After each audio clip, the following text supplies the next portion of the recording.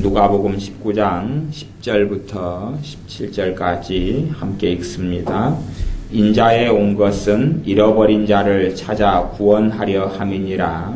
저희가 이 말씀을 듣고 있을 때에 비유를 더하여 말씀하시니 이는 자기가 예루살렘에 가까이 오셨고 저희는 하나님의 나라가 당장에 나타날 줄로 생각함이러라. 가라사대 어떤 귀인이 왕위를 받아 가지고 오려고 먼 나라로 갈 때에 그종 열을 불러 은 10문화를 주며 이르되 내가 돌아오기까지 장사하라 하니라. 그런데 그 백성이 저를 미워하여 사자를 뒤로 보내어 가로되 우리는 이 사람이 우리의 왕됨을 원치 아니하노이다 하였더라. 귀인이 왕위를 받아가지고 돌아와서 은준 종들의 각각 어떻게 장사한 것을 알고자 하여 저희를 부르니 그 첫째가 나와 가로되 주여 주의 한 문화로 10문화를 남겼나이다. 주인이 이르되 잘하였도다 착한 종이여 내가 지극히 작은 것에 충성하였으니 10고울 권세를 차지하라 하고 아멘. 오늘 읽었던 말씀 누가복음 19장 10절부터인데 인자에 온 것은 잃어버린 자를 찾아 구원하려 함이니라. 이 말씀은 삭개오가 구원받는 자리에서 주님께서 하신 말씀입니다. 삭개오라는 사람은 세리들의 우두머리인 세리장이요 부자였다. 그렇게 19장 1절에 말씀합니다. 삭개오라는 사람은 당시에는 매국노였고 그리고 자신의 백성인 유대인들에게서는 사람으로 취급받지 않는 죄인의 반열에 있는 아주 못된 사람으로 인식되어 있는 사람입니다. 그리고 실제로 삭개오의 삶이 거룩하지도 않았고 죄된 삶으로 가득했기 때문에 유대인들 같은 경우는 이 사람은 하나님의 자녀도 아니고 하나님의 백성도 아니다. 또 혈통적으로 이스라엘의 조상이 아브라함인데 아브라함의 자손으로 인정할 수 없다. 그런 사람이 삭개오입니다. 그런데 그 삭개오가 주님을 만나고 주님을 영접하고 그가 하나님의 자녀가 됩니다. 그가 예수님을 영접하고 삶이 변하고 말이 변하고 행동이 변합니다. 그러나 사람들은 삭개오가 구원받았고 하나님의 자녀라는 것을 인정하기를 원치 않았습니다. 왜냐하면 삭개오는 자신들의 보기에는 못된 사람이고 그들이 그 못된 사람이 한순간에 예수를 믿는다 해서 하나님의 자녀가 되고 구원을 받는다는 것을 이 사람들이 인정할 수 없었기 때문에 그렇습니다.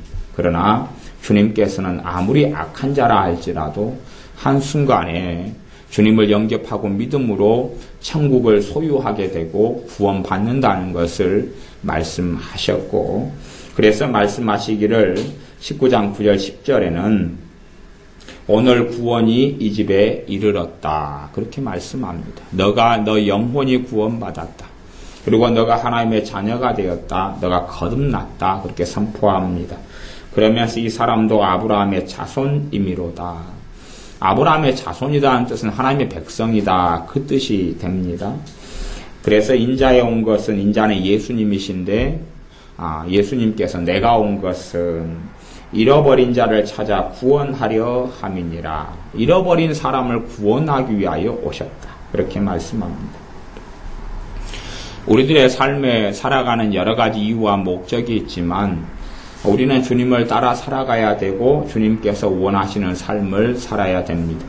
주님께서 이 땅에 오셨던 이유는 잃어버린 자를 찾아 구원하시기 위함이고 주님께서 부활 승천하신 이후에 그분의 성령님을 보내셨는데 성령님께서는 계속하여 주님께서 이른 자를 구원하시기 위하여 사셨던 삶을 우리로 하여금 다시금 계속 이어가도록 그 바통을 이어가도록 역사하시는 분이 성령 하나님이십니다.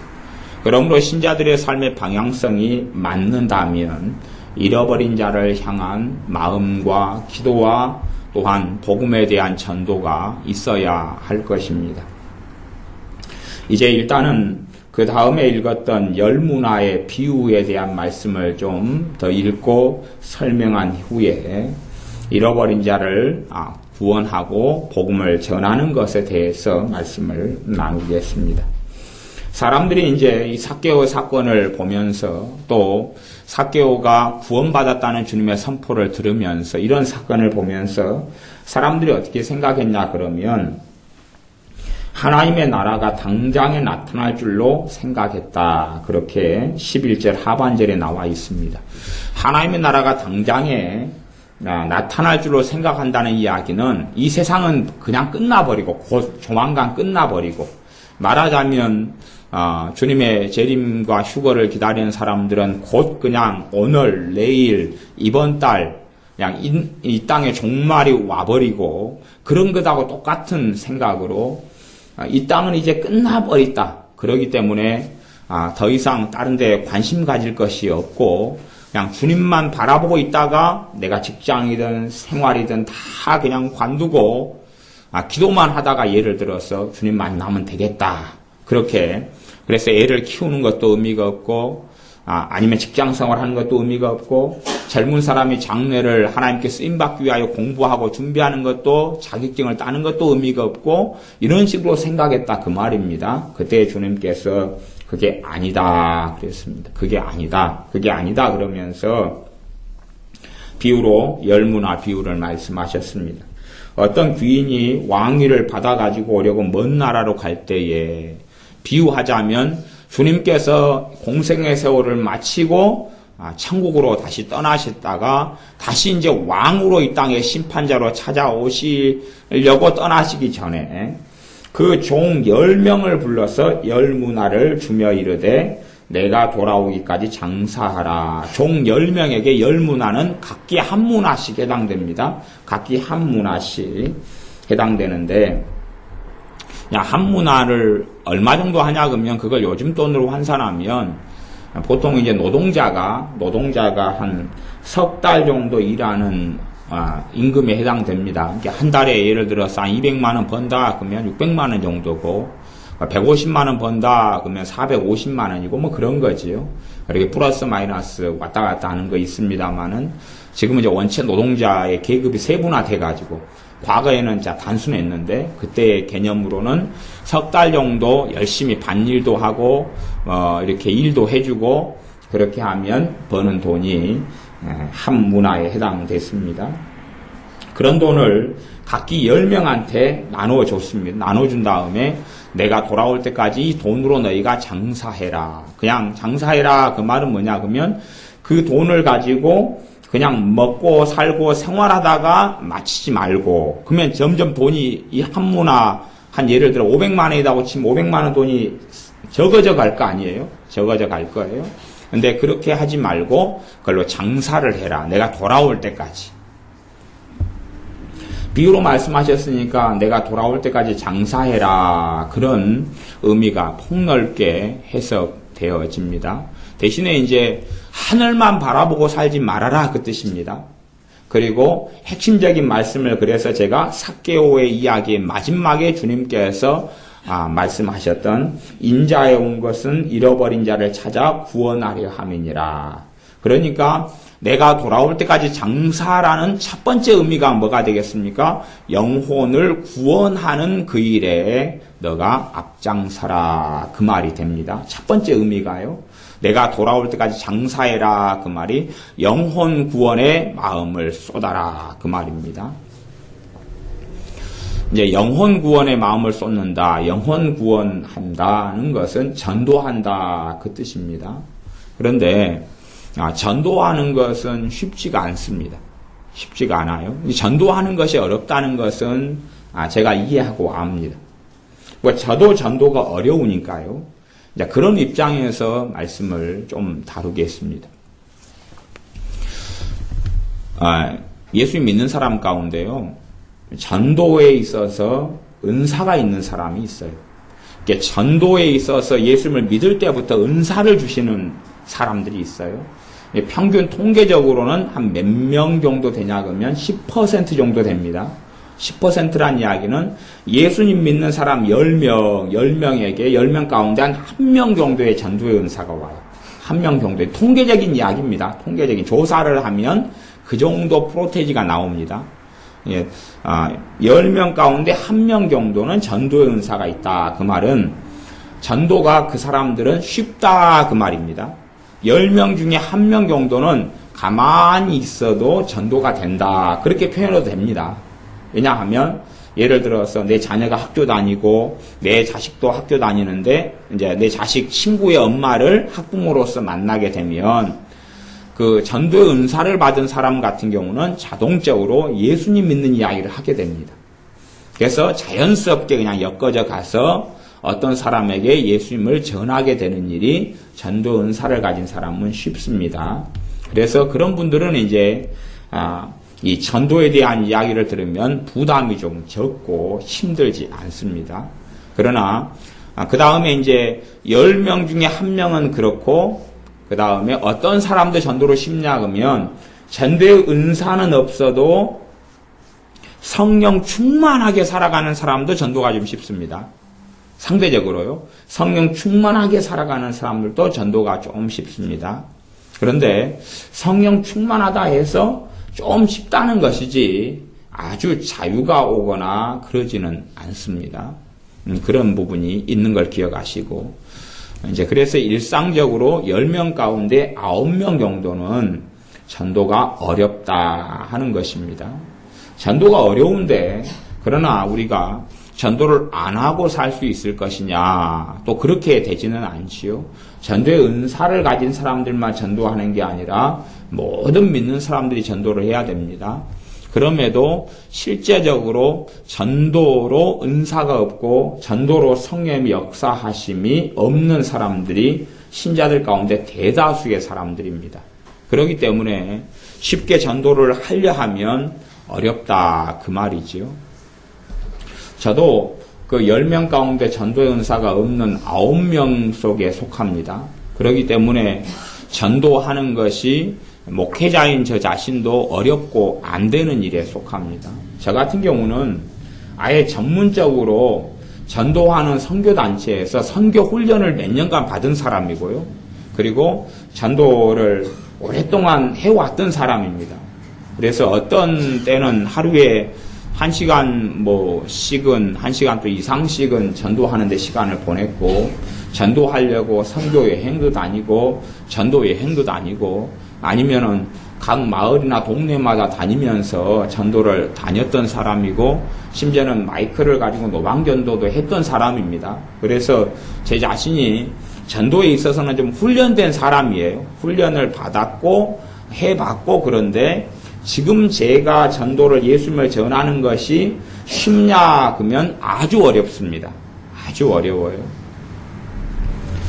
이제 택시를 타면은 택시 운전기사 분이 있을 거 아니에요. 그러면 택시를 타고 가는 동안이 5분이든 10분이든 되면 저는 전도의 은사가 없기 때문에 택시 기사분에게 예수님 믿는 이야기를 하는 것이 굉장히 어렵습니다. 그리고 하려고 그래도 쉽지도 않고 그래서 제가 택시 타고 갈 때나 그럴 때 외부인지 안 믿는 사람을 만날 기회들이 택시 타고 갈 때나 예를 들어 미장원에 갈 때나 이런 게 될 거 아니에요. 그런 거 말고는 별로 목회자인 제게는 불신자들 접촉하고 만날 기회들이 좀 적은데 아니면 노방전도를 가거나 그런데 예수님을 전하고 이야기하는 것이 그렇게 쉽지가 않습니다. 말한다는 게 어렵다 그 말이에요. 그래서 예수님을 안 사랑하는 게 아니라 전도라는 것 자체가 쉽지 않다는 것입니다. 그럼에도 어떻게 이제 우리가 때를 얻든지 못 얻든지 하나님의 말씀을 전파하고 전도인의 일을 하고 복음을 전할 것이냐 그러는 것입니다. 그런 부분에서 제가 말씀드리는 것은 전도의 은사가 없는 사람들의 입장에서 제가 이제 말씀을 드리는 겁니다. 전도의 은사가 없는 사람들의 입장에서 우리나라는 성령님의 역사하심이 운행하심과 성령님의 역사하심이 2010년도를 살아가는 지금은 많이 약해졌고 많이 없어졌습니다. 많이 약해졌고 많이 없어졌어요. 그래서 실제로는 믿는 사람들에게 전도의 은사가 있는 사람이든 없는 사람이든지 간에 전도로 역사하신 성령님의 역사가 약해져 버렸다 그 말이에요. 같이 약해졌으니까 상대적으로 더 전도하기가 좀 더 힘들어졌다. 그런 것을 이해하셔야 됩니다. 가령 높은 산을 올라가면 공기가 적어져 가지고 숨쉬기가 어려워집니다. 더 높은 곳을 올라가면 올라갈수록 공기가 적어져 숨쉬기가 훨씬 힘들어져요. 그래서 그 높은 고산지대로 가는 사람들은 고산병에 걸리기도 하고요. 또 산소가 부족해서 높은 데 등산하는 사람이 산소 부족으로 죽기도 합니다. 그런 것처럼 성령의 역사가 약해지면, 전반적으로 약해지면 신자로서 살아가는 삶이 상대적으로 어려워지고 힘들어집니다. 상대적으로요. 근데 2000년도는 또 지금 우리가 살아가는 시대는 이 대한민국 땅, 우리나라 땅의 입장으로서 혹은 미국 교회나 유럽 교회의 입장으로서는 성령님의 역사가 현저히 약해진 시대에 살아가고 있습니다. 제3세계 같은 경우나 또 복음이 흥황하고 강하게 역사하는 제3세계는 덜 그렇지만 우리나라 현재의 땅은 그러합니다. 그렇기 때문에 전도의 은사가 없는 사람들이 전도를 하는 것이 더 어려워졌고 그러니까 사람들이 예수님을 전도를 듣고 믿는다 안 믿는다를 떠나서 우리 입에서 예수님의 복음에 대한 이야기를 하는 것이 더 어려워졌다 그 말입니다. 상대적으로 숨쉬기도 어려워진 것처럼요. 그런 이유가 몇 가지가 있는데 1980년이나 70년이나 1990년도도 한 중반까지 이럴 때 될 것 같아요. 그때까지는 이제 제가 신앙생활을 한 연수가 이제 한 39년째 되는 것 같아요. 그러니까 한 40년 연간으로 제가 말씀을 드릴 수밖에 없습니다. 제가 신앙생활하고 믿은 연수가 그거밖에 안 되고 나머지는 그때는 이제 제가 경험한 이야기고 40년 연간은 제가 그 정도 신앙생활을 했으니까, 교회를 다녔으니까. 그리고 그 전에는 이제 시식적으로 제가 이야기할 수밖에, 정보를, 교회사에 대한, 대한민국 신앙에 대한 정보를, 또, 제가 믿게 된 이후로는 저도 이제, 기독파였으니까, 그래서 기도원도 많이 다니고, 집회도 많이 다니고, 집회 참여도 많이 하고, 기도하러 방방 기도원마다 다니고, 또 철야하고, 그런 사람이었으니, 그런 입장에서 제가 말씀드리는 겁니다. 기도원들마다 가면 기도의 불이 꺼지지를 않았습니다. 기도의 불이 꺼지지를 않아서 80년대 같은 경우는 가령 작은 기도원이라도 부흥 집회를 하면 아주 많은 사람들이 모이고 철야하고 부르짖고 그렇게 자신의 문제를 위해서 기도할 뿐만 아니라 형제, 가족을 위해서 또 대한민국 땅을 위해 그렇게 많이 기도했습니다. 그런데 이제 한 1990년 넘어서란 이야기는요, 1990년 초 정도가 우리나라에는 가장 경제적인 성장의 클라이막스에 올라갈 때입니다. 올라가니까 실상은 교회들이 믿는 사람들도 돈도 가지게 되고 또 생활에 여유가 있게 됐습니다. 단지 삼시세끼 먹는 것이 아니라 더 많이 가지게 되었다 그 말입니다. 그렇기 때문에 기도할 이유들이 별로 없어졌어요. 먹고 살만해지니까 기도할 이유들이 별로 없어졌고요. 그 다음에 의학이 많이 발달하고 의료보험도 잘 되면서 병원을 의지하는 것이 많아졌어요. 그래서 옛날에는 기도원에서 기도하는 분들이 먹고 사는 생계유지 때문에 기도를 또 많이 하셨어요. 그 다음에 직장, 왜냐하면 일거리는 적거나 아니면 능력은 없거나 일이 없고 그래서 일을 위해서 많이 기도하고요. 무엇보다도 죽을 병에 걸리고 그렇게 질병의 문제 때문에 기도하는 사람들이 굉장히 많았습니다. 그래서 질병 때문에 기도하다가 주님 만나고 질병 때문에 기도하다가 성령 세례받고 회개가 터지고요. 그 다음에 자신의 이러한 문제 때문에 기도하다가 심지어 자식 문제 가지고 기도하다가 주님을 만나고요. 그리고 회개가 터지고 삶이 변화되고 그랬습니다. 그래서 은혜를 받다 보니까 이제 은혜 받은 사람의 기도는 성령님의 인도를 많이 받게 됩니다. 성령 인도를 많이 받게 되니까 성령 하나님께서는 그 사람들의 기도를 어디로 이끄시냐 그러면 불신자를 위해서 기도하게 하시고요. 믿지 않는 형제나 가족을 위해 기도하게 하셨다 그 말입니다. 그 기도가 대한민국 땅에는 예를 들어 한 80년대다 그러면 1980년대다 그러면 80년대는 쌓여 있었어요. 그 기도가 쌓인 것만큼 성령님께 사람들이 운행을 하시고요. 그다음 마격사를 좀 눌러버리죠. 기도가요. 지금은 우리가 예를 들어서 전도를 누구에게 한다 그래도 첫째 가장 큰 문제가 뭐냐 그러면 기도가 쌓여있지 않다는 문제입니다. 우리가 전도의 은사를 받아 가지고 있는 사람은 상대적으로 쉽지만 왜? 전도할 때 되면 성령님께서 역사하시고 도와주시는 것이 전도의 은사거든요. 그러니까 다른 사람보다 상대적으로 쉽지만 열매를 거두기도 상대방보다 다른 사람보다 많을 수 있지만 그러나 실상은 예를 들어 1980년도의 영적인 풍토하고 기도를 그만큼 대한민국 땅에 쌓아놨을 때하고 지금하고는 다른 상황이다. 그 말입니다. 다른 상황이다. 그래서 대한민국 땅에는 지금은 훨씬 더 많은 기도가 필요합니다. 첫째는 우리가 복음을 전할 수 있으면 좋지만 전도연사가 없는 사람들은 전도가 어렵다 그랬죠. 직접적으로 복음을 전하는 게 힘들고 어렵다 그랬어요.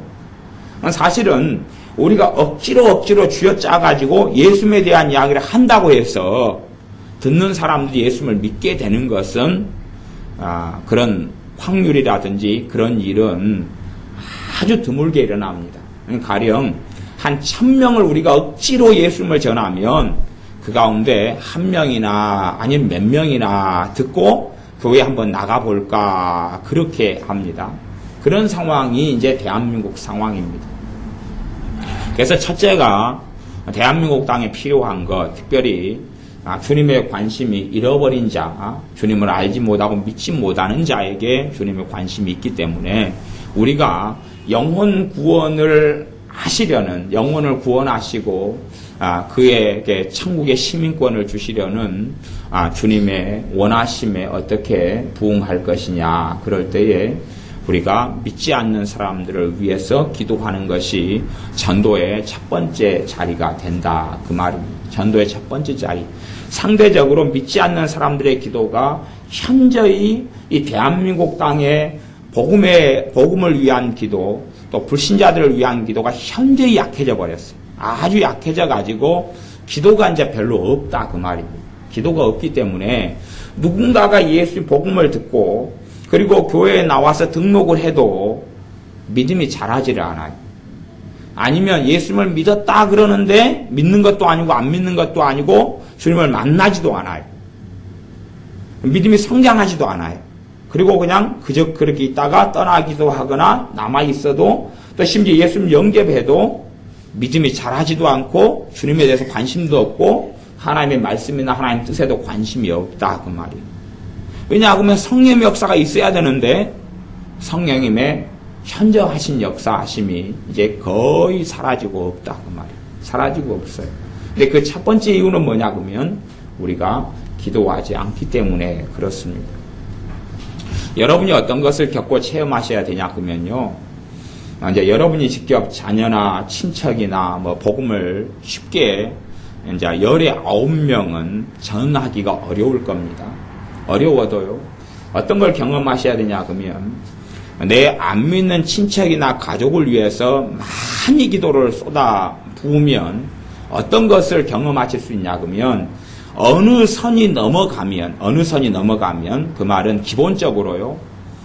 그 사람이 강팍하고 완악하면 완악할수록 훨씬 더 많은 기도가 필요합니다. 훨씬 더 많은 기도라는 것은 때로는 한 사람을 위해서 한 10년간 기도하는 게 필요하다 그 말이에요. 10년간을 꾸준하게요. 꾸준하게. 근데 그 정도의 예를 들어서 그 기도의 양 정도를 채우지 않는다면 그 사람이 주님께 돌아오고 주님을 영접한다는 것은 거의 불가능하게 되어지는 사람들도 많습니다. 말하자면 대한민국 땅은 물질 만능주의에 많이 들어갔고 세속화에 많이 들어갔고 잘못된 곳에 많이 들어갔기 때문에 그만큼 믿는 사람들이나 믿지 않는 사람들의 마음속에 죄가 많이 들어왔습니다. 안 믿는 사람들도 이제 가치관이나 배운 학식이나 뭐든지 간에 어리석음과 죄가 훨씬 많이 들어왔습니다. 우리의 자녀들을 예로 들면요. 자녀들은 학교를 가면 항상 진화론을 가리킵니다. 진화론은 뭐냐 하면 이 집신벌레나 아메바 아무것도 없는 데서 이제 전기가 찌릿찌릿 통해 가지고 단세포 동물이 하나 만들어졌다. 이런 세포 하나짜리 이런 벌레가 하나 만들어져 가지고 이 세포 하나짜리 벌레가 몇 개로 갈라지고 갖고 여러 가지 세포를 가진 다세포 생물이 되고 다세포 생물이 어떻게 돼 가지고 식물이 되고 그 다음에 고기가 물고기가 되고 어떻게 돼 가지고 그 다음에 개도 되고 소도 되고 원숭이도 되고 그 다음에 어떻게 돼 가지고 사람이 됐다. 그게 진화론입니다. 그렇게 되면서 이 전 세계의 이 이제 지구 같은 이런 행성, 달이나 별이나 태양이나 이런 것들이 만들어진 지가 예를 들어서 막 500억 년이 되었다. 아니면 뭐 공룡이 있은 지가 이제 몇백만 년 전에 공룡이 있었다. 그 다음에 사람이 이제 뭐 신생대 때 사람이 만들어졌는데 이제 옛날 이야기입니다. 막 그런 이제 여러 가지 과학을 아이들에게 가르칩니다. 여러 가지 과학을 가르치지만 실제로는 진짜 과학이 아니라 가설들, 자기들이 과학자들은 과학을 이야기하는 사람들이 별로 없습니다. 대부분 과학은요 가설의 학문에 불과합니다. 사실과 진실에 입각하는 게 아니라 자기들이 그렇게 믿고자 하는 것을 가르치고 이야기하고 그렇기 때문에 지금의 아이들은 창조 과학에 대해서 많이 배우게 해야 됩니다. 원체 초등학생 때부터 중학교, 고등학교, 대학교에 가면서 거짓말을 너무 많이 배워요. 실제로요, 이 지구의 이 나이는 굉장히 젊습니다. 지구의 나이는 굉장히 젊고, 이렇게 제가 창조과학을 이야기하는 시기가 아니니까 제가 창조과학 이야기를 많이 안 합니다만은, 언제 이제 또 기회가 되면 창조과학 쪽으로 말씀을 좀 전할 겁니다만은, 그렇게 오래 안 되고, 예를 들어서, 지금 지구 인구가 70억 명입니다. 70억 명이면요, 두 명이 그냥, 아담과 하와 두 명만 있어가지고, 70억 명 인구가 되려면요, 이게 인구가 예를 들어서 한 50년이나 100년 만에 2배가 된다고 치면 무슨 말이냐 그러면 2명이 몇 명을 낳아요? 4명을 낳으면 그러니까 2명이 4명 되는 데까지가 한 100년 된다고 치면 한 2, 3천 년이면은 100억 인구가 넘어버립니다. 이해되세요? 인구 증가율이 제가 무슨 말이 하는지 여러분 혹시 이해되세요? 이게 사람이 만들어진 지가 예를 들어서 한 10만 년 된다고 치면 인구가 얼마나 되냐 그러면요. 그냥 수백조가 넘어버려요. 제가 우리 집안 이야기만 해도 우리 집안이요. 우리 할아버지가 결혼해서 자식을 낳은 다음에 몇 배로 뻥튀기 됐냐 그러면 우리 집안이 열심히 애를 잘 낳으니까 100년 정도 텀으로 보면 한 몇 배가 많아졌냐 그러면 한 30배 이상이 많아진 것 같아요. 30배 이상이. 할아버지 할머니가 결혼하셔서 그걸 100년 전이라고 치면 80년 전 정도 되는 것 같은데 100년 전이라고 치면 100년 만에 우리 집안은 한 30배 정도의 번식을 했어요. 근데 100년에 한 배만, 2배만 그냥 2명이 4명 되는 데까지만 번식을 해도 지구 인구가 한 2, 3천 년이면 100억이 넘어버린다니, 100억이 넘어버린다니까요. 그렇기 때문에 인구 증가율만 단순하게 계산할 수 있어도요, 진화론을 믿거나 그런 것 자체가 성립이 되고 말이 되질 않아요. 이 지구 나이나 또 연대 측정법도 뭐 500만 년이다, 50만 년이다, 연대 측정법이 다 거짓말이에요. 가설에 근거한 거짓말인데 창조 과학을 공부하게 되면 정확하게 논리적으로 정확하게 어떻게 연대 측정을 잘못 지그들이 해왔고 진짜 연대 측정은 무엇이라는 걸 알게 돼요. 그 다음에 세포 하나가요 분화돼가지고 만들어진데 사람 몸은 세포가요 상상할 수 없이 많습니다. 근데 이 모든 것이 유기적이고 조직체를 이루고 있어서 하나도 빈틈없이 만들어집니다. 말하자면 엄마 아빠가 결혼해서 이제 난자하고 정자를 통해서 모세포를 받습니다. 거기에 DNA가 있어요. DNA 안에는 사람의 설계도가 그대로 들어있어요. DNA 안에가 눈동자는 이렇게 만들어야 된다. 세포가 이렇게 만들어야 된다. 머리 색깔은 이렇게 만들어야 된다. 그 다음에 남자로 만들어야 된다. 입술은 이렇게 해야 된다. 코는 이렇게 해야 된다. 눈은 이렇게 해야 DNA 안에가 다 들어가 있어요. 그래가지고 그걸 만들어가 DNA를 통해서 사람이 그대로 만들어버리는 거예요. 이걸. 근데 세포 하나가 그렇게 만드는 거 불가능하다. 그 말이죠. 그래서 아이들 같은 경우는 아이들 위해 많이 기도하면서 창조과학을 계속하여 그 부분을 공부하게 하고 듣게 해야 돼요. 그런 다음에 정상적으로 진화론을 믿으려면요. 이게 창조론은 무엇만 있으면 그냥 알 수 있게 되냐 그러면 상식만 있으면 그냥 알아요. 상식만 있으면 몰상식하지만 않고 안 믿거나 믿거나 필요 없고 예수님 안 믿어도 그냥 창조론은 상식만 있으면 알게 돼요. 왜? 그 조금만 공부하면 되니까 전문가들에게 지금 현재의 지구의 연대라든지 화석 있잖아. 화석 증거가 창조를 그대로 이야기하거든요.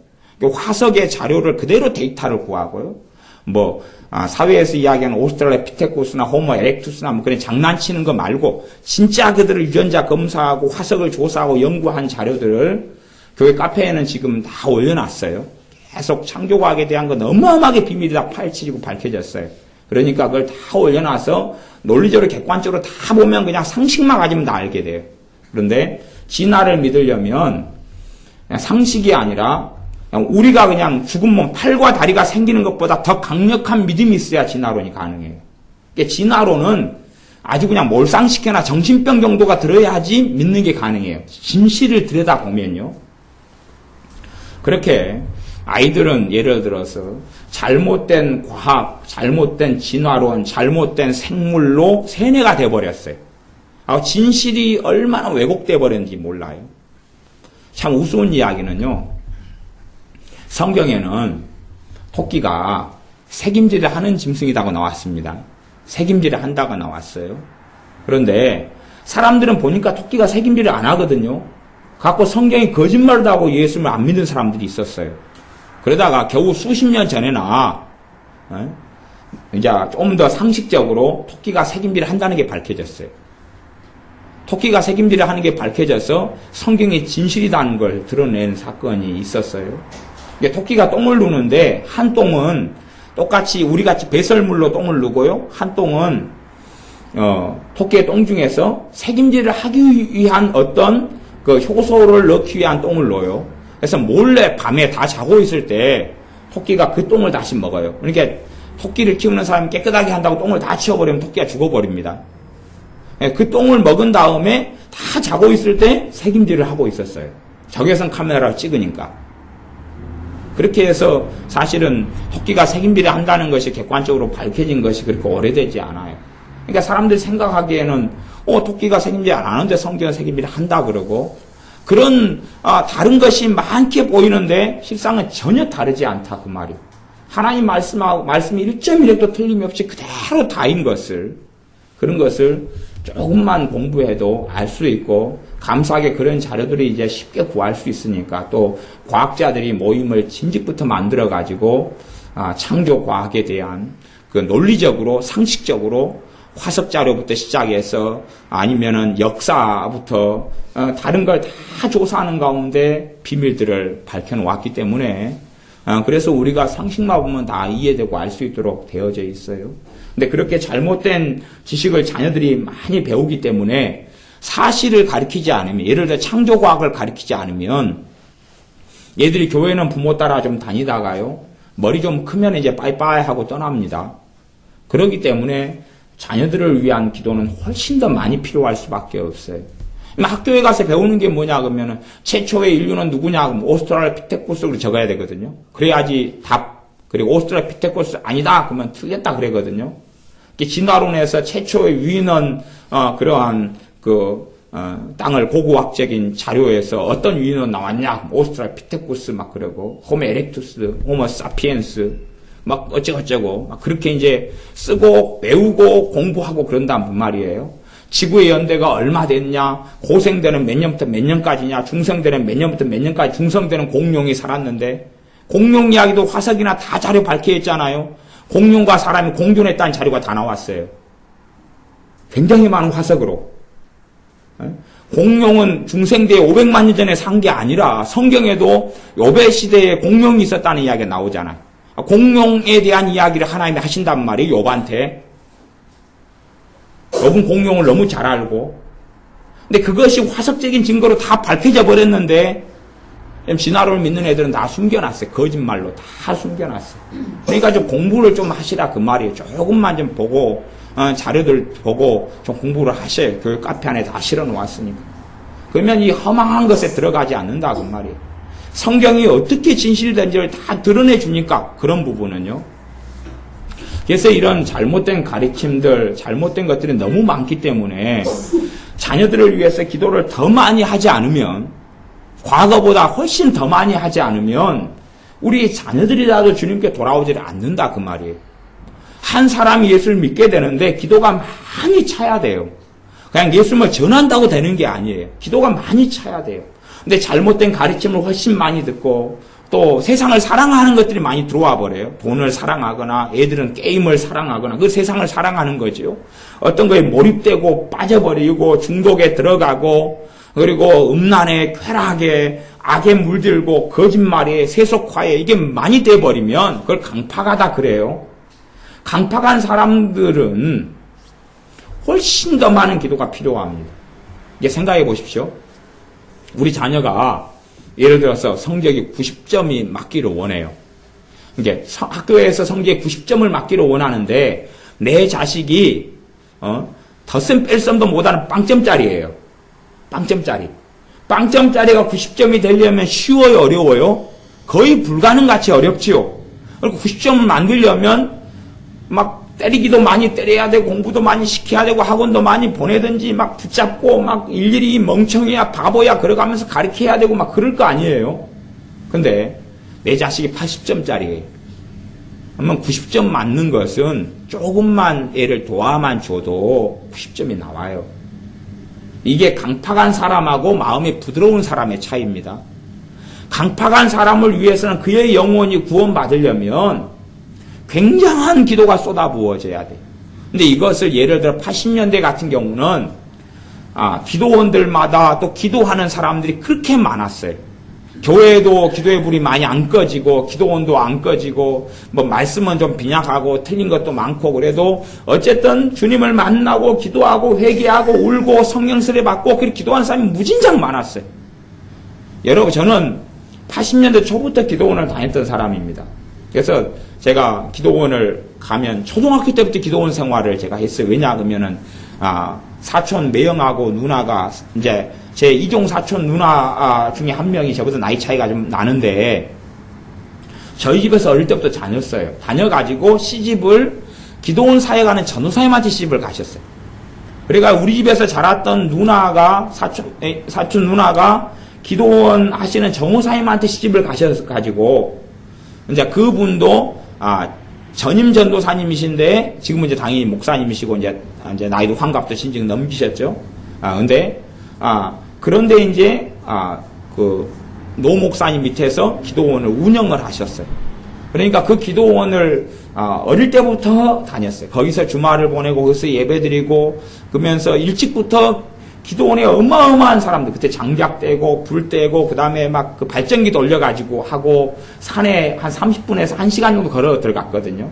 근데 주말 되면 거기 가가지고 보내다가 주일날 오후 되면 나오고 그랬어요. 그러니까 기도원이 일찍부터 또 주님 만난 다음에도 기도원이 제게 익숙하니까 어디 지역을 가면 기도원마다 집회 참석하거나 가거나 제가 예를 들어서 제가 현역 군생과 군대 가기 전에도 기도원에서 기도하고 기도원에서 집회 참석하고 기도원에서 기도하다가 기도원에서 논산훈련소로 제가 갔어요. 그 다음에 뭐 휴가 나오면은 기도원에서 금식 기도하고 그랬어요. 휴가 나오면 기도원에서 주로 시간을 보냈어요. 휴가 나와가지고 뭐 예를 들어 10며칠 있으면 뭐 한 그래도 반절 이상은 기도원에서 보내고 그때 금식하는 시간으로 가지고 그러니까 저는 기도원이 그냥 제게 맞는 문화였다니까요. 그리고 제가 대학 다닐 때 같은 경우는 자전거를 제가 가지고 있었는데 시간이 나오면 자전거를 타고 근처에 기도원을 가요. 그럼 자전거를 타고 한 40분이나 가야 되거든요. 한 2, 30분 가가지고 자전거를 묶어놓고 세워두고 걸어서 한 2, 30분 올라가면 제가 자주 이용하는 기도원이 있어요. 그러면 대학교 다닐 때도 자전거를 타고 기도원을 가가지고 기도원에 가서 철야하거나 집회 참석하거나 그래 기도하다가 다시 자전거 타고 새벽에 내려와가지고 대학교 가서 강의를 받고 그렇게 했다 그 말이에요. 그러니까 제가 기도원에 얼마나 예를 들어서 80년대라든지 90년대라든지 기도원의 상황을 제가 직접 보고 알고 물론 제가 목회한 이후나 2000년대나 2010년대에도 기도원을 종종 다니니까 그 격차를 알 것 아닙니까? 그럼 예를 들어서 한 1988년 5,000명이 집회 때마다 모이던 기도원이 지금은 20명 모입니다. 그러니까 5,000명이 모일 정도면 어마어마한 시설과 아니면 규모를 가지고 있어야 돼요. 근데 지금은 20명 모여요. 그렇게 돼버렸어요. 그렇게 돼버렸어요. 거의 대부분의 기도원들이. 물론 기도원을 잘못 운영하는 것도 많고 또한 어그러진 쪽으로 간 곳들도 지금도 많아요. 많지만 그러나 이제 그걸 다 떠나서 한국교회의 기도의 불이 그렇게 대부분 꺼져버렸어요. 그러니까 복음전도에 있어서 첫 번째 할 일은 무엇이냐? 첫 번째 할 일은 무엇이냐? 그러면 내 믿지 않는 가족, 형제, 친척, 이웃을 위해서 기도를 쌓아주는 거예요. 기도를 쌓아주는 거예요. 기도를 충분히 많이 하는 것이 그것이 첫 번째 답입니다. 이게 복음전도가 이루어지려면 사실은 한 명이 하는 게 아니에요. 어떤 한 사람이 예수를 믿을 때 되면 어떤 사람은 5번 이상, 어떤 사람 10번 이상의 전도를 받으면서 예수를 믿습니다. 한 큐에 단 한 번에 예수를 믿게 된 사람은 거의 없습니다. 그러니까 누군가가 전도해서 교회에 나오게 되면 그 사람을 위해서 누군가가 많이 기도했고 누군가가 그 전에 많이 복음을 전했던 거예요. 그런 것들이 있어가지고 어느 때에 열매를 맺게 되는 것입니다. 걸음을 그냥 한번 줬더니 다음 날에 사과가 아름답게 맺혀버리고 그러지 않는 것처럼 물을 주고 걸음을 주고 김을 매주고 농약을 치고 예를 들어서 갖고 준 다음에 어느 때에 사과가 맺히는 것처럼 어떤 한 사람이 주님께 돌아오는 것도 그렇다 그 말입니다. 이제 생계형 국가 같은 경우는 성령의 역사가 아주 강합니다. 생계형 국가. 생계형 국가란 말은 당장에 먹고 살거나 굶어 죽거나 그런 것이 물의 문제, 의식주의 문제에 매여가지고 살아가는 국가를 생계형 국가라 그럽니다. 그런 국가는 성령의 역사가 아주 강합니다. 왜 강하냐 그러면 주님께서 심령이 가난한 자는 복이 있나니 천국이 저희 것임이라 그랬거든요. 마음이 가난하겠어요? 안 가난하겠어요? 가난해요.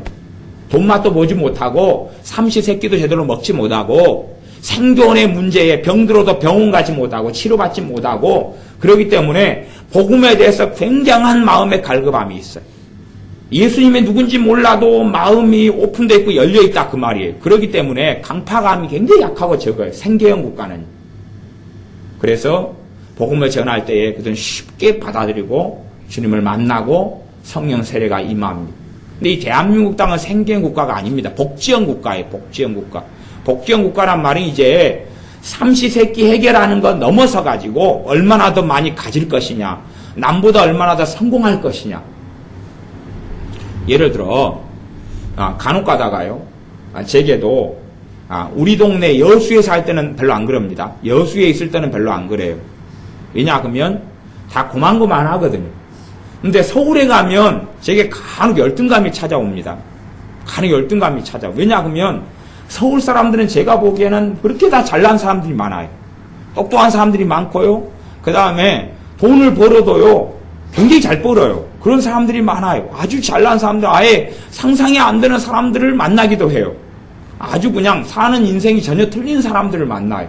그러니까 한쪽으로는 받냐 그러면 열등감을 받아요. 그래서 와, 저 사람은 저렇게 살아가는데 나는 왜 요거밖에 안 될까? 그런 거 있잖아요. 간혹 이게 한 번씩 찾아와요.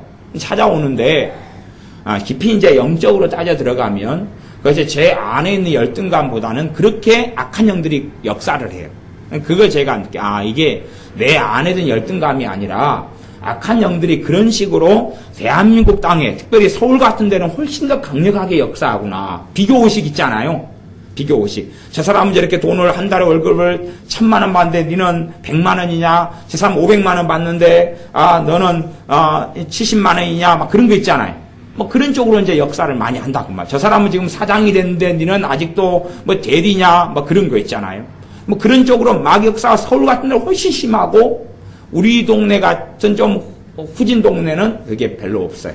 그러니까 우리 동네 와서 제가 그 열등감으로 막 자꾸 조장하고 비교의식을 조장하는 막 역사를 별로 경험한 적은 없어요. 근데 이제 서울 정도 가면 이게 몇 차례는 제가 서울에 예를 들어서 한 4일 있다 그러면은 몇 번은 충돌하고 지나가요. 하고 열등감에 제가 넘어가면 비교의식을 막 혼자 마음에서 이제 받아들여가지고 쓰레기를 먹다가 안 그러면 이제 안 먹다가 뱉어내다가 좀 싸우면 떠나가고요. 안 싸우면 골치 아파지고 그렇게 됩니다. 그렇게 점점점 많이 가지면서 강팍해지면서 남과 비교해서 더 성공하려 그러고 더 많이 가지려 그러고 나무 위에 설려 그러고 높아지려는 거지요. 이것들이 점점 많아진다는 이야기, 강팍해진다는 이야기예요. 그러니까 상대적으로 한 사람이 주님께 더 다가오려면 훨씬 더 많은 기도가 필요합니다. 아직까지는 80년대, 70년대 먼저 믿었던 믿음의 선배들이 해놨던 기도의 여파가 그걸 이제 거의 다 까먹었어요. 장작을 겨울에 쓰려고 잔뜩 쌓아놓으면 그걸 다 쓰고 나면 장작을 해야 되잖아요. 그런데 쌓아둔 장작, 기도를 한국 교회를 위해서 한국 민족을 위해서 그렇게 많이 했던 기도들이 이제 다 소모가 되고 이제 밑바닥이 났어요. 밑바닥이 지금 나는 시점이에요. 진정은 났을 수 있고 그까지는 제가 정확히 다 모르겠지만 거의 쌓아놨던 기도는 거의 다 소모했어요. 그래서 이제 어떤 사람들이 예수를 믿어도 그렇게 회개도 없고 눈물도 없고 가슴을 찢는 것도 없고 가슴을 치는 것도 없어요. 오히려 전도할 때 당신의 죄를 가지고 회개하십시오. 당신은 예수님이 죽었습니다. 당신은 죄인입니다. 그렇게 이야기하면 내가 왜 죄인이에요? 그리고 달라드는 시대가 됐어요. 과거와는 전혀 다르죠. 이게 성령의 역사가 기도가 가장 먼저 쌓이면 당신 죄인입니다. 그러면 딱 느껴져요. 자기의 죄가 느껴져요. 당신의 못된 죄 때문에 주님이 죽었습니다. 그러면 죄가 딱 느껴지는데 옛날 이야기입니다. 80년대 이야기예요. 지금은 안 그렇다 그 말이에요. 반발심이 일어나. 반발심이. 나는 남보다 더 착하게 사는데 내가 언제 반발심이 일어나요. 교회는 나와도 주님을 만나지 못해요. 그런 일이 벌어지거나 주님을 믿어도 약한 믿음 상태에서 멈추고 말아요. 그래서 전도에 있어서 가장 첫 번째 것은 사람이 도와 그러는데 기도가 쌓여야 돼요. 그래서 기도를 일정하게 쌓고 나면 어느 때가 되어지면 기도하는 사람에게 뭐가 찾아오냐 그러면 확신이 찾아와요. 확신이 강팍할수록 굉장히 많이 시간이 걸리고 그 강팍한 삶을 오래 살면 더 많은 시간이 걸려요. 근데 기도를 어느 때까지 하다 보면 어느 때까지 쌓으면 확신이 생겨요. 어떤 확신이 생기냐 그러면 저 사람은 꼭 구원받을 거야. 그런 확신이 있잖아요. 그것이 이제 구원받고 예수님을 믿는다 그럴 때도 그 믿음을 유지시켜가고 구원의 믿음을 유지시켜가는 그 사람의 책임이지만 일단 기도를 많이 쌓으면 저 사람이 주님을 만나게 될 거야 하는 확신이 찾아와요. 그 정도 되면 기도가 이제 많이 쌓인 거예요. 근데 그런 시점 정도 돼야지 누군가가 전하는 예수님에 대한 복음이 효력이 나타나기 시작해요. 그래서 기도를 해보면 이렇게 기도가 답답하고 안 되면 아니면 기도를 해도 확신이 안 생겨요. 저 사람이 주님 믿을 것이다 확신이 안 생기면 기도가 굉장히 많이 부족한 거예요. 그래서 우리가 영혼 구원을 위해 한다는 것, 전도를 한다는 것이 단지 예수님을 전하면 되는 상황이 이제 아니게 됐다 그 말이 한국 사회는요. 아니게 됐어요.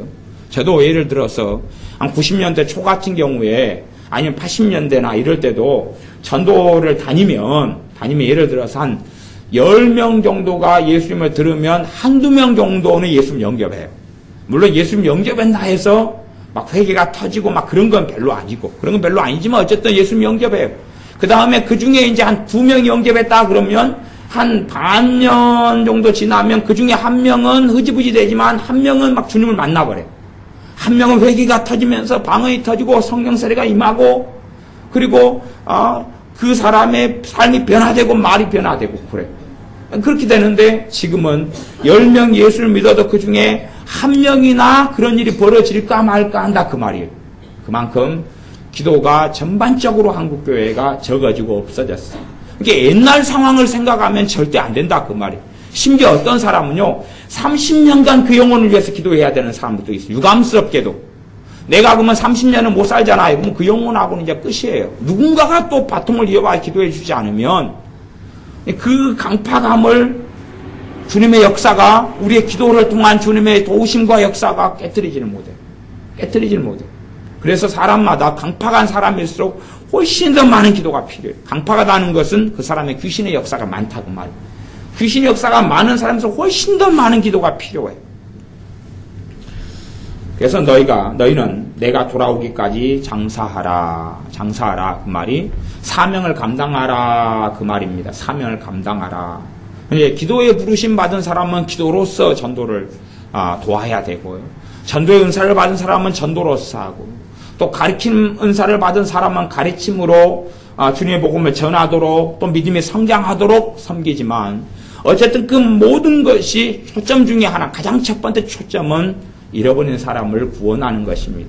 그 중에서 제가 오늘 이제 강조하는 것이 현대 교회나 대한민국 땅에 기도가 이제 어느 때보다 필요한 때가 되었다 하는 것입니다. 어떤 기도요? 영혼 구원을 위한 기도요. 그래서 부모들이 안 믿는 자식을 위해 기도할 때는요, 요즘에는 기도 제목에 들어보면요, 그런 거예요. 좋은 대학, 성공, 좋은 직장, 행복한 결혼 생활, 자식 행복. 그 말고 영혼 구원에 대한 그런 건 별로 없어요. 그런 건 별로 첫 번째 기도 제목이 안 돼버려요. 그래서 참 부모들도 편리하다. 근데 그러면 부모는 천국 가고 자식은 지옥 가게 됩니다. 이게 대부분이 그렇게 될 거예요. 제가 애언하는 게 아니라 그냥 통계 이야기를 합니다. 통계 이야기. 대한민국 통계 이야기를 합니다. 이게 사실적으로 체험적인 이야기를 하는 것이에요. 체험하는 게 아니라 그냥 결과물 이야기하면 그냥 제가 겉으로 눈에 볼 때 어떤 분이 나이 드신 분이 믿는 사람으로 그냥 돌아가셨어요. 그러면 이제 천국 갔다고 가정하고 그 가운데 자녀들 가운데 50% 이상은 지옥에 갑니다. 그냥 안 믿는다 그 말이에요. 50% 이상보다 훨씬 더 많이. 그리고 나중에 그분이 믿고 돌아가셨으니까 나중에 다 돌아온다 그런 거 없습니다. 그거 다 거짓말입니다. 실제로 지금 정확한 데이터 사실에 근거해서 지금 이야기 드리는 겁니다. 그러니까 어떤 사람이 믿고 주님께 돌아갔는데 자식이 다 자동적으로 믿게 된다. 그런 거 성경에도 없고 뭐 그런 일은 없습니다. 그런 일은 없어요. 그래서 어떤 자녀가 믿게 될 때 어린 시절에 믿음을 드리고 양육하고 가르치지 않으면 그 다음에는 이제 별로 거리가 멀고 상관이 없게 되는 것이 태반입니다. 그래서 우리가 우리 자녀를 위해서나 이웃이나 형제나 부모를 위해서나 그렇게 기도를 많이 쌓아야지만이 그들에게 전하는 복음의 효력이 있어집니다. 그래서 기도를 많이 쌓는 가운데 우리에게 어느 선까지 지금 이제 가족, 형제를 위한 기도를 제가 복음 전도를 제가 첫 번째로 지금 설명드리는 겁니다. 가족, 형제를 위한 구원을 위해서는 첫 번째 해야 될 건 기도가 충분히 쌓여져야 돼요. 그래서 기도하는 내게 믿을 것 같다. 곧 믿을 것 같다. 아니면 구원 받을 거야. 이 확신이 오면 이제 그 상태에서 그런 정도까지 올 때 기도가 충분히 쌓여진 거고 그때에 내가 복음을 전하든지 아니면 주님께 전도의 은사를 가진 사람을 붙여주셔서 전도를 받을 수 있도록 아니면 직장생활하면 직장에서 복음을 들을 수 있도록 본래 사람은 가족이 하는 말은 별로 잘 안 들어요. 가족이 하는 말은 안 들어요. 꼭 그러잖아요. 주님께서도 선지자가 고향 동네에서는 높임을 받지 못한다. 선지자를 인정을 못 받아버려요. 그런 것처럼 가족은 서로 흉허물 아무리 예수님을 믿어도 단점이 있고 부족한 점이 있고 허물이 있기 때문에 가족이 예수님을 전할 때에는 잘 받아들이지 않고 잘 믿지 않는 부분이 훨씬 더 강해져요. 또 가족 안에는 서로 간에 사랑의 관계도 되지만 상처도 주고받잖아요. 상처를 주고받아요. 형제간도 주고받기 때문에 가족이 이야기하면 반발심이 형제간에도 일어나고 상처가 일어나요. 부모가 이야기해도 부모에게 사랑도 받지만 부모에게 상처도 받거든요. 그러니까 반발심이 일어나니까 그 전도가 효력이 별로 없어요. 그래서 하나님께 사람을 붙여달라고 기도하면서 사람 중에서 어떤 사람요? 전도의 은사를 가진 사람을 붙여주셔서 복음을 전하게 해달라고. 대신에 무엇이 쌓이지 않으면 안 됩니까? 기도가 쌓이지 않으면 전도 듣고 때가 안 익었는데 사과를 따버리고 포도를 따보면 어떻게 돼요? 그러면 망쳐버리죠 이제. 그것처럼요. 기도가 안 찼는데 전도를 들어버리면 그게 망칠 수가 있어요. 그러니까 너희가 때를 얻든지 못 얻든지 오후 말씀인데 말씀을 전파하라 그 말은 때가 안 되어서 전해도 괜찮다 그런 이야기가 아니라 지금 전해도 당장은 안 믿을 수 있지만 성령님의 인도와 역사를 따라서는 때를 못 얻어 지금이 때가 아니어도 나중을 위해서는 뿌리게 하시고 심게 하시니까 해라 그 말이지 성령님의 인도 없이 막무가내로 해라 그 말이 아닙니다. 노방전도를 통해서 예수를 믿게 되는 사람도 있고요. 노방전도를 받은 다음에 정말 완악하고 강팍하게 안 믿게 되는 사람들이 있습니다. 노방전도를 통해서 믿게 되는 사람도 있고요. 노방전도를 본 다음에 경험한 다음에 너무 비인격적인 모습, 너무 몰상식한 모습을 보면서 복음에 대해서 거부감을 가진 사람들도 많이 있습니다. 그러니까 때가 되지 않아서 복음을 인간적으로 편협하게 잘못 듣는 것이 그것은 이제 각 사람의 책임이지만 그것이 오히려 더 시간이 훨씬 더 걸리게 만드는 주님께 돌아오게 하는데 시간이 훨씬 더 걸리게 만드는 일이 되기도 합니다. 그래서 가장 중요한 것은 복음을 지금 듣느냐 못 듣느냐가 아니라 기도가 쌓여야 된다는 사실입니다. 기도가 쌓여야 된다는 사실. 그리고 어떤 사람이 복음을 전할 때 진리를 더 정확히 알고 성령 충만한 사람과 전도에 부르심 받은 사람이 전할 수 있도록 또 우리가 전하면 정말 사랑으로 복음을 전할 수 있도록 그냥 의무적으로 형식이 아니라 기도로 많이 준비하면서 사랑으로 가족에게 전할 수 있도록 그리고 무엇보다 그래서 기도가 많이 쌓여지고 기도가 필요하다는 사실입니다. 내 가족, 형제의 영혼 구원을 위해서는 내가 기도하면 곧 믿게 될 거야. 이런 성령님이 주는 확신이 있어요. 그게 올 때까지 기도가 돼야 된다 그 말이에요. 그 정도 돼야지만 이제 되는 거예요. 그 정도 돼야지만이 그때 누군가 복음을 전해도 이제 열매가 맺혀지는 때가 된다 그 말이에요. 대신에 그 사람이 이제 받아들여야 되겠지만 받아들이기에 좋은 우호성이 있거나 그 사람에게 복음을 가로막는 마귀의 역사, 귀신의 역사를 어느 정도 막아버린다 그 말이에요. 기도가요. 그 정도 되면 이제 기도를 어느 정도 해보면 고구마도 삶다 보면 젓가락으로 찔러보잖아. 익었는지 안 익었는지. 그래서 찔러봐서 젓가락이 콕 들어가면 그때 꺼내가지고 먹잖아. 다 익었구나. 그리고 하는 것처럼 기도를 안 믿는 내 가족, 형제의 영혼 구원을 위해서 기도를 많이 하다 보면 어느 때 확신이 온단 말이에요. 확신이 와요. 그러니까 그전에는 사실은 내가 억지로 교회는 데리고 나올 수 있어요. 가족이고 예를 들어서 부모고 형제고 그러지만 그런다 해서 변화가 일어나지는 않아요.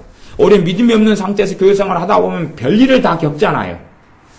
그래서 우스갯소리로요. 요즘 교회를 어떤 교회라고 빗대냐 그러면요. 원수가 있으면 전도하라 그런 우스갯소리가 있어요. 원수가 있으면 전도하라. 그러면 교회라는 세상이 산전수전 공경을 다 치르는 막 이간질, 모함, 공격, 파당, 분당, 그 다음에 판단, 정죄가 지금 굉장히 많은 곳이 지금 대부분의 교회의 생활입니다. 그렇기 때문에 원수를 만나가지고 야 내가 교회에서 체험하는 산전수전 공중전 예배 갈 때마다 스트레스 받고 머리 빠지고 미쳐버릴 것 같은 이 고통을 니도 교회 나와서 한번 겪어봐. 내가 보복하겠다. 그래가지고 전도하라. 우스갯소리입니다. 그만큼 실제로 교회 생활을 대부분의 교회들이 하면 이간질, 공격, 판단, 모함, 내 약점을 조금 드러내면 개떼처럼 달라들어가지고 공격하고 그게 굉장히 많습니다. 교회를 제가 20개 다녔는데 그런 교회가 10개 정도 됐어요. 10개 정도는 교회가 조금 관여해버리면 막 공격받아요. 그러니까 실상은 믿음이 있는 사람은 그냥 사람 안 보고 하나님 보고 섬기고 믿겠지만 믿음이 없는 사람은 와서 누구 구경하고 갑니까? 사람 구경하고 가지요. 그러면 이상한 교회에 막 이간질, 싸움, 분쟁 우리 여수의 교회가 700개 있잖아요. 700개. 700개 가운데 어지간히 큰 교회는 다 지금 싸움이 붙었습니다. 아까 다 목사님 쫓아내네 싸우니 목사님도 문제지만 교인들도 문제고 둘 다 엎치락치락 난립니다 지금. 뭐 근처에 있는 한 1000명 단위 교회는 싸우고 깨지고 갈라지고 싸우고 깨지고 갈라지가 지금 한 500명 남아있는가요? 지금 더 떨어졌을 거예요? 아니 근처에 있는 교회들이 다 그래요. 근처에 있는 교회들이 그래요. 그러니까 그런데 와가지고 믿음 없는 사람이 전도 받아가지고 들어와서 그 보니까 이제 믿고 싶어요? 안 믿고 싶어요? 안 믿고 싶잖아요. 그러니까 어떤 사람이 복음을 들은 다음에 그 다음에 주님을 만나게 돼야 돼요. 그러려면 무엇이 쌓여야 돼요? 기도가 쌓여야 돼요. 기도가. 과거에는 다른 사람들이 기도원에서 또 성령의 충만받고 은혜 받아가지고 대한민국 땅의 불신자를 위해서 기도를 한 기도들이 내 가족에게나 내가 구원받는 데 효력을 미쳤어요. 하지만 지금은 이제 자기가 먹고 살아야 되는 시대가 됐다 그 말이에요. 그래서 내 가족의 영혼을 위한 기도는 내가 쏟아부어야 되지 다른 누군가가 해주는 시대가 아니다 그 말이에요. 다 기도해도 이제 자기의 가족, 돈, 물질 뭐 그 정도 말고는 얼마나 기도를 하냐 그 말이에요. 기도원들 가도 기도의 불들이 다 꺼졌습니다. 그 소스를 빼놓고 기도의 불이 다 꺼졌어요. 그러니 우리가 불을 계속 떼야 돼. 기도의 불을 계속 떼는 것이 기도 영혼 구원의 첫 번째지. 전도를 내가 한다 그래서 이제 되는 시대가 아니다 그 말이에요. 기도를 많이 쌓은 다음에 이거 가지고 찌르는 젓가락이 효력이 있고 그때 먹는 고구마가 다 익은 고구마가 되는 것처럼 기도를 많이 쏟는 가운데 그런 가운데 해야지 그때 사람이 예수님을 믿게 되고 만나게 되고 그 다음 회개가 터지고 죄인임을 발견하게 되고 주님을 사랑하게 되어집니다. 기도하겠습니다. 아버지 하나님, 주님께서 이 땅에 오신 것이 잃어버린 자를 찾아 구원시키려고 오셨사온데 우리가 영혼이 구원받아야 되고 죄인들이 멸망해 가는 것이 아니라 구원하러 오신 주님의 뜻을 이루는데 소홀하였음을 고백합니다.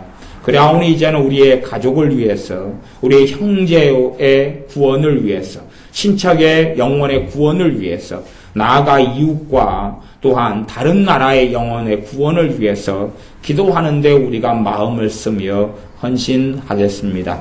믿지 않는 사람을 만났을 때에 꼭 지나치지 않고 그의 영혼을 위해서 기도하고 지나갈 수 있도록 우리의 마음을 감동하시며 일깨워 주시며 도와주시옵소서. 그리하여 주님의 뜻대로 살다가 주님을 만나 배웁게 하여 주시옵소서. 나만 안전하다 평안하다 하고 주님 앞에 섰을 때에 부끄러움 당하지 않게 하시고 10문화를 남겼나이다 5문화를 남겼나이다 그렇게 주님 앞에서 칭찬받는 종들처럼 주님 앞에 섰을 때에 부끄러움 없게 하옵소서. 예수님의 이름으로 기도하옵나이다. 아멘.